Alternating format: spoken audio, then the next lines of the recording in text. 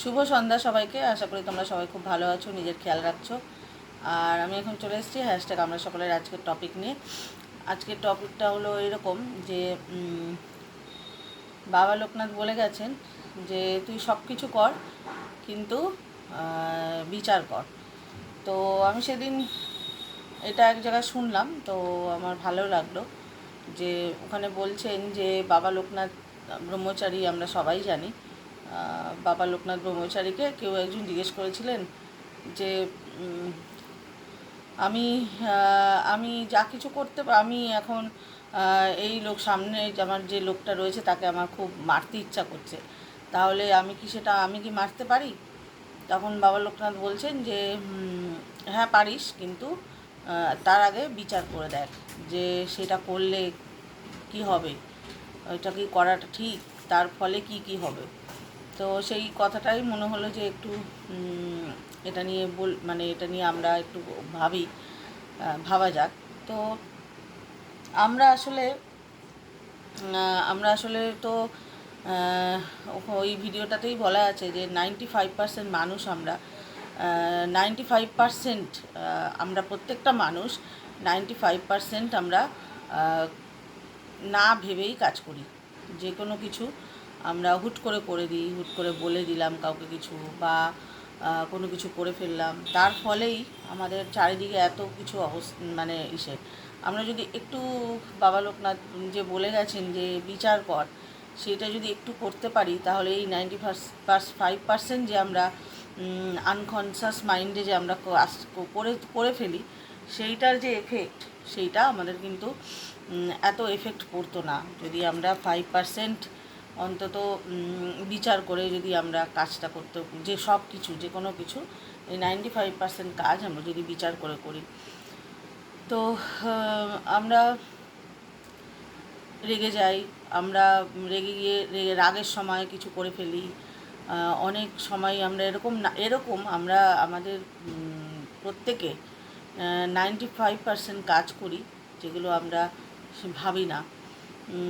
কিন্তু যদি ওই একটু ভাবনা চিন্তা করি, ওই বিচারটা হচ্ছে 5%, যেটা আমরা যদি করি তাহলে এই 95% বিষয়কে আমরা কিন্তু সুন্দর মতো চালাতে পারি। যেমন উনি একটা উদাহরণ দিয়েছেন যে হাতির উপরে তো মাহুত বসে থাকে। হাতি তো এত বড় একটা দেহ, তো মাহুত কিন্তু ওই হাতির কাছে কিন্তু একদমই একটা ছোট্ট লাঠি নিয়ে সে হাতিকে পরিচালনা করে।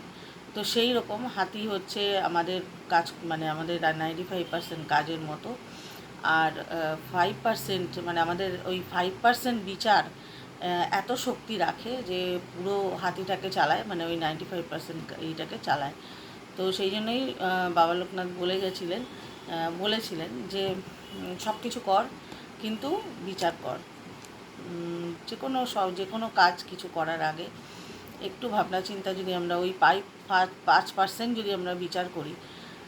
আমরা আগেও এগুলো নিয়ে আলোচনা আমরা করেছি যে করলে কি হবে, কেন কেন করব, করলে কি হবে, এই প্রত্যেকটা কাজ করার সময় যদি আমরা একটু ভাবি, কোনো অ্যাকশান নেওয়ার আগে, কোনো কিছু অ্যাকশান নেওয়ার আগে যদি আমরা ভাবি যে ওই লোকনাথ বাবার কথায় বিচার করি, বা যদি এই প্রশ্নগুলো আনি যে কেন করব, করলে কি হবে, এই দুটো জিনিস যদি আমরা করি, তাহলে আমাদের কিন্তু চারিদিকে এত অন্যায়, এত কিছু ভুল মানুষ তো সব মানুষের মধ্যেই তো ঈশ্বর আছেন, কিন্তু আমরা ওইটা করি না বলে আমরা কিন্তু আর কি বলবো, মানুষের যেগুলো আমাদের ভুল হয়ে যায়, আমাদের অনেক অন্যায় আমরা করে ফেলি ওই 5% বিচার করি না বলে। তাই তো সেটাই বলছে, এটাই কথাটার মধ্যে এটাই আছে যে বাবা লোকনাথ কিন্তু বলে গেছেন, আমরা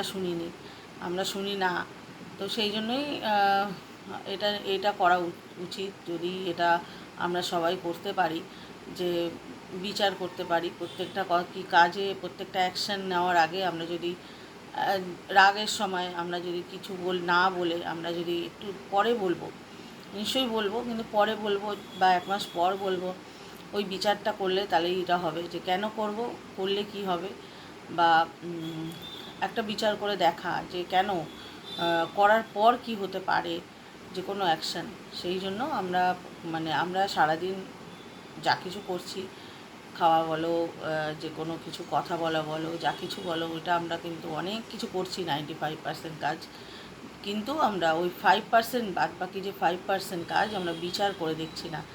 তার ফলেই এত চারিদিকে ভুল মানুষের হয়ে যাচ্ছে, এত মানুষ আমরা ভুলের দিকে চলে যাচ্ছি, এত অন্যায় অরাজকতা এসব হচ্ছে। তো এটাই আমার মনে হলো যে এটা নিয়ে আমাদের যদি একটু মনের মধ্যে রাখি যে আমরা যদি একটু বিচার করতে শিখি কোনো কিছু করার আগে, তাহলে বাবা লোকনাথ দেব যে বলে গেছেন সেটা যদি আমরা একটু শুনি, তাহলে হয়তো আমাদের কিন্তু ভালোই হবে। ঠিক আছে, আমাদের কোনো কিছু করার আগে, ভুল কিছু কাউকে কিছু বলার আগে, কাউকে কিছু অ্যাকশান নেওয়ার আগে যদি আমরা এই বিচারগুলো করি, তাহলে আমাদের কিন্তু তাহলে অনেক কিছু থেকে আমরা মুক্ত হতে পারি, আমরা ঠিক আমাদের কাজটা ঠিক হতে পারে, আমাদের ব্যাড কজ হবে না, এটা কিন্তু অনেক কিছু ফায়দা আছে। তো বাবা লোকনাথ তো আর এমনি সেমনি মানুষ ছিলেন না, উনি একজন মহাপুরুষ ছিলেন। তো সেখানে উনি তো বলে গেছেন, সেটা এখনও কাজে লাগাতে পারি আমরা সেটাই আমি আমার আসলো যে এটা নিয়ে আমরা ভাবনা চিন্তা করি, তাহলে আমরা কিন্তু নিজেদেরকে অনেকটা শুধরে নিতে পারবো। তো এটাই বললাম, চলো সবাই খুব ভালো থেকো।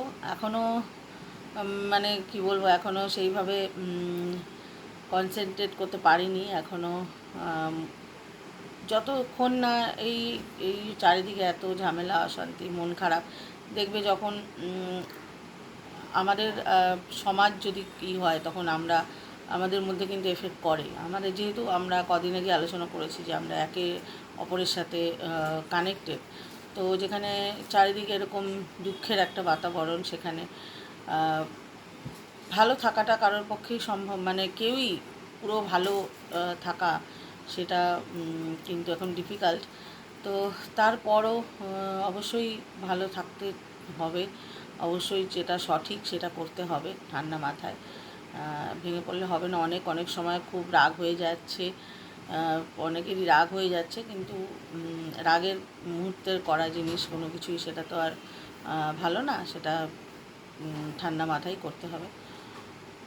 তো এই আর কি, সেই জন্য এখনও মোবাইলটা হাতে নিলেই একটা যেন ঘোরের মধ্যে হয়ে গেছে, মোবাইলটা হাতে নিলেই মনে হয় যেন নিউজ দেখতে থাকছি, কি হয় একটা সে ব্যাপার হচ্ছে।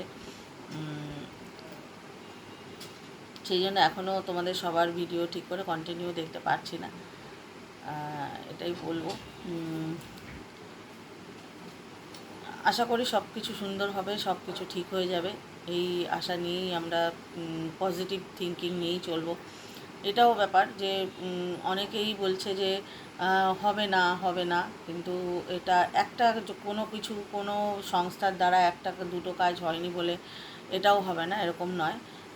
যেটা এখন আমাদের সিআইডি তদন্ত করছে, তো আমার মনে হয় যে একটা হয়নি বলে এটাও হবে না, এরকম নয়। অবশ্যই তাদেরকে আমার চারিদিক থেকে তাদেরকে আমাদের ভরসা করতে হবে, আর অবশ্যই হবে এরকম একটা পজিটিভ ভাইব্রেশন কিন্তু রাখতে হবে চারিদিক থেকে। যদি সেই ভাইব্রেশনটা থাকে, তাহলে অবশ্যই তারা আরও কাজটা সুন্দর মতো হবে। তো এটাই বললাম, চলো সবাই খুব ভালো থেকো, নিজের খেয়াল রেখো।